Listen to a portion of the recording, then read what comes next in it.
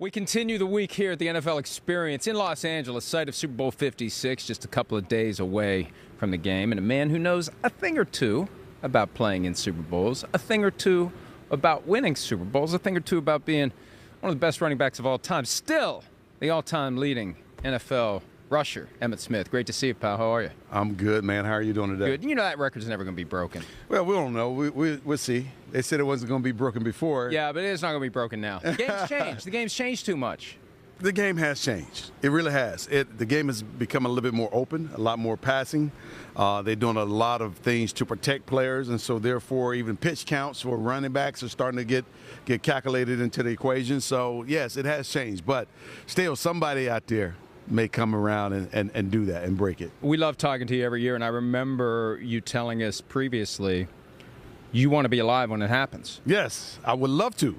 Because Walter Payton wasn't there when you broke his record, and it would mean a lot to you to be able to pass the torch. Be able to pass the torch, just like I do with my son and my kids. At some point, we have to give them permission to move forward and to become their own men and women.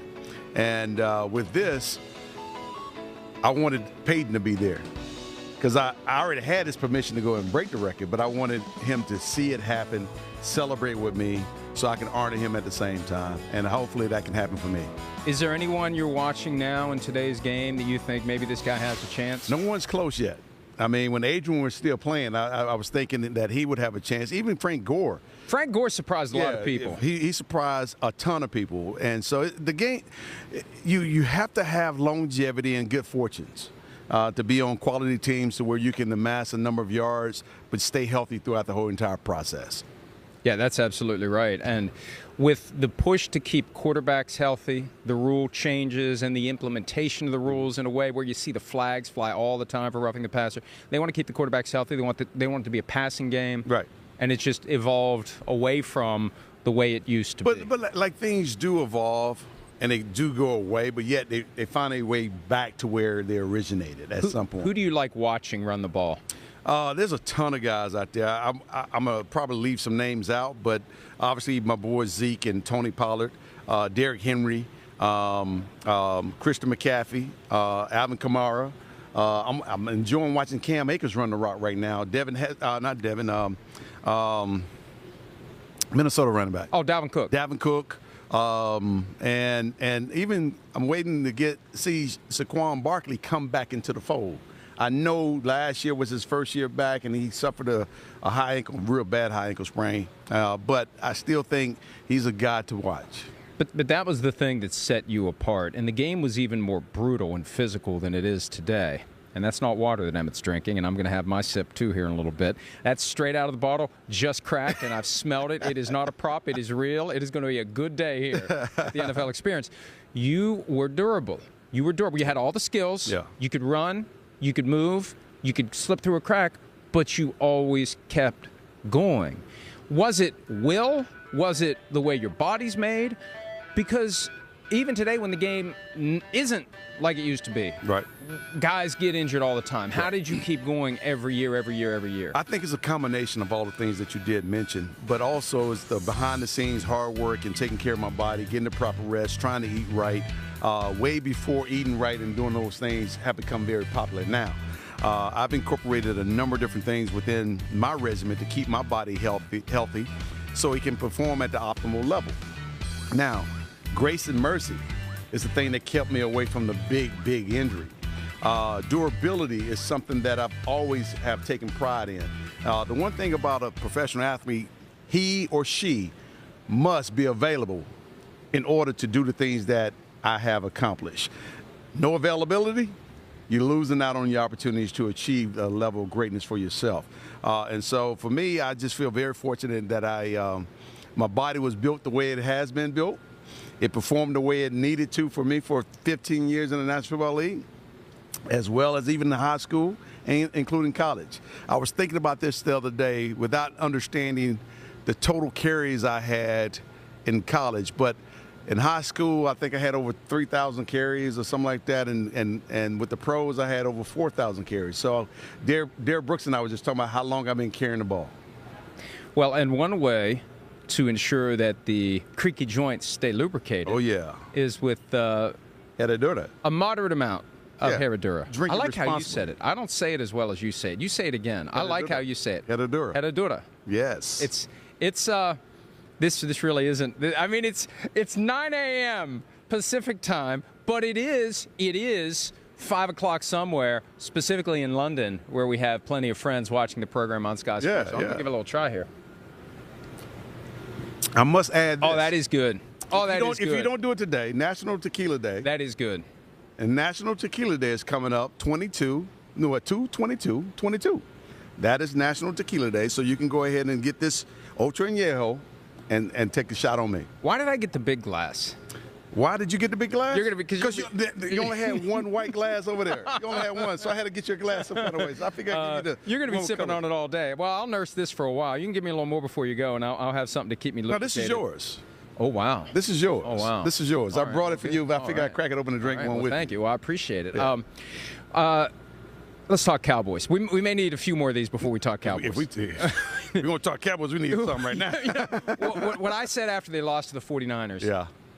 Chris Sims and I do the show every day, and I said, Chris, if you'd have told me after Super Bowl 30, when you guys won your third in 4 years, that 26 years later the Cowboys will not have even made it to the NFC Championship, I would have said, you're crazy. You're nuts. You're nuts. 26 years?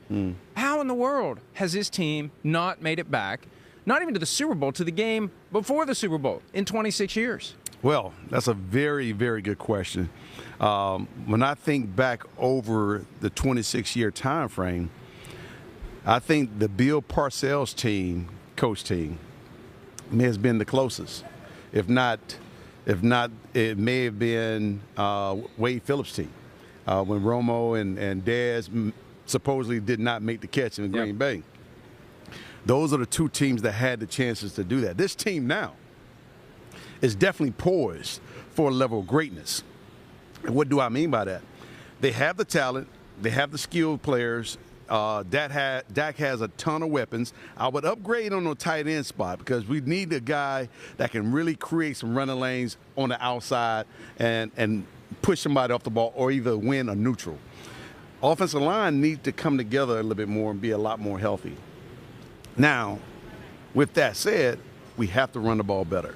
We definitely have to run the ball better, and I think the better our line get, the better our running backs will become. I think when you starting to have guys moving around a lot, you don't develop the consistency that you need to have up front in order to gain the confidence of the running back that these guys are going to move a certain way and move how much are they going to move. Now, if you're getting pushed back the whole time, it makes it tough on everybody. Now, on the defensive side of the ball, we talked about how the game has changed. The game has changed on the defensive side of the ball where the DBs don't have a chance in hell of defending the wide receiver in this game because the game is leaning toward high-scoring offenses. Anytime a defense even sneezes on a player, it's a flag. We saw it at Thanksgiving. Yeah, you saw it in Thanksgiving. And then when it comes down to making mental errors, our Cowboys are jumping off sides at the wrong time. Our Cowboys are getting holding penalties at the wrong time, doing stupid things that hurts us. So we're killing ourselves. I don't care how talented of a football team we are. We don't have the mental discipline or the sure will to get better every game and eliminate these little fine little things. We won't be Where as does that come from? Who do we point to and say? It goes straight across the board from the coaching staff all the way down to the players. The players have to buy into the system, and they also have to develop a self-discipline because you have to be focused on the football field. You got to be paying attention. You got to know what the down and distance are, and when are you going – instead of jumping, paying attention, focus in, laser focus, because you're going to see that come Sunday. These two teams have not made as many mistakes in the playoff as our Cowboys did. 11 penalties in one game. 11. Everyone thinks that it's just a matter of time before Jerry shoots his shot with Sean Payton. Do you think it's inevitable? No, I think so far, we have the staff still intact. Quinn was a big, huge addition. We needed to shore up that defense. And our defense, and Michael Parsons and the way that they're playing, they had one heck of a season. Now, we still didn't stop the run as well as we should have. But we had a heck of a season. Offensively, we sputtered. We showed a little bit of inconsistency, and I think, offensive play selection at times really hurt us. We did not use as much creativity that we could have used in order to create more issues for the defense. Think about it. We have 4 or 5 wide receivers, man. Not to mention Tony Pollard coming out of the backfield and Zeke coming out of the backfield. So you actually have 5 or 6 guys that you can actually move around and do crazy stuff with. When I look at the Rams offense, they move around a lot, but they ain't doing too much stuff that's so fancy. But the Chiefs, on the other hand, they're very creative offensively. And I think Kellen Moore can be very creative as well. But I want to see it more consistently. Who you like on Sunday?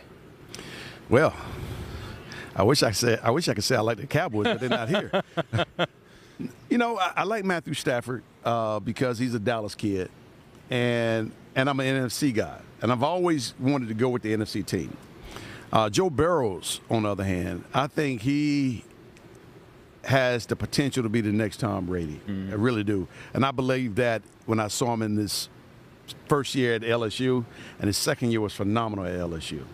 But this game here, they say defense wins championships. And I think the Rams defense is solid enough to where they can do it. The run game on the Rams side, Cam Akers, I think, has a chance to have a big, big game.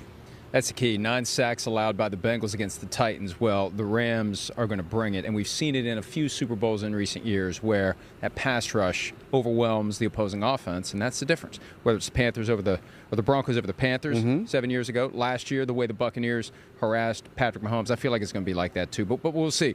The thing with Joe Burrow, and you're right, he's got that Tom Brady magic to him, and I think if the Rams don't knock him out and let him hang around, yeah, they may take it.